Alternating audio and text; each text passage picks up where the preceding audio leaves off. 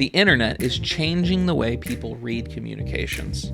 Longer messages are less and less popular and likely going unread. So what can we do? And more specifically, what do we do when we have a lot to say but fewer words to say it in?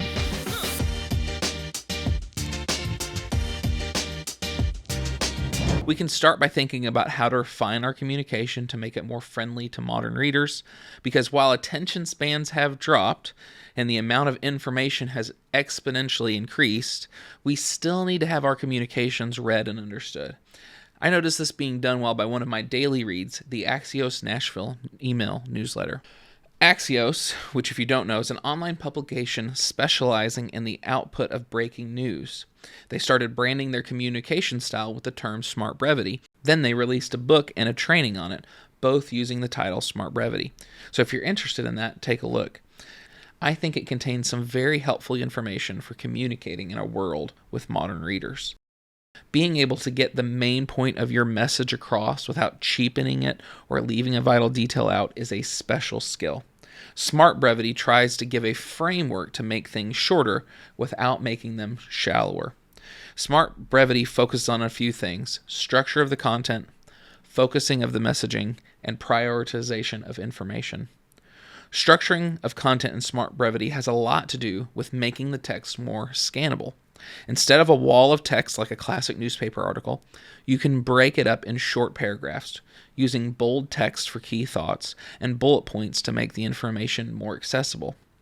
Imagine if you could turn a one-page story into 3 short 1 to 3 sentence paragraphs. This tactic would make it easier for the reader to decide, based on those paragraphs, whether or not they're interested in reading more of the entire piece. That is the power of Smart Brevity. Focusing on the messaging forces you to acknowledge that more words are not always better, and all the details are not often as relevant to the meaning of the story as others. A big concept here is to take the big idea of the piece and make it very clear. Even saying, "Here is why this matters," or "Here is the bigger picture," can help focus the attention of the reader. Prioritizing information forces you to pull out key points. Sure, some thoughts might get left on the cutting room floor, but the important thing to think about is, what if trimming the excess is the difference between your idea being noticed or being forgotten? Smart Brevity allows a much greater opportunity for each person to at least see the idea that you're trying to communicate, and from there either move on, or if the topic or idea is relevant to them, to dive deeper and to click through to read the entire article. I think it's important to come to grips with the concept that not everyone is going to read your piece, and perhaps more importantly, no one is going to read your full piece. Would you rather the work be unread, or would you rather focus on getting the main idea out there and increasing the number of people who notice the work? Let's not forget, if more people are noticing the work, more people are going to take time to read the whole thing. And as a marketer in 2023, I pick the second option every time.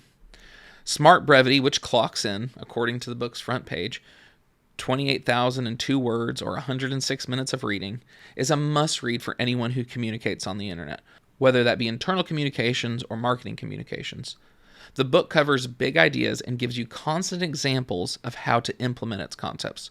This is required reading for the writing staff at Adelsberger Marketing, and because of this, we hope it will help us shape our strategies for all of our clients going forward in 2023 and beyond. Thank you for listening to the Content Machine podcast. If you found it helpful, forward it to a friend, and stay tuned for future episodes.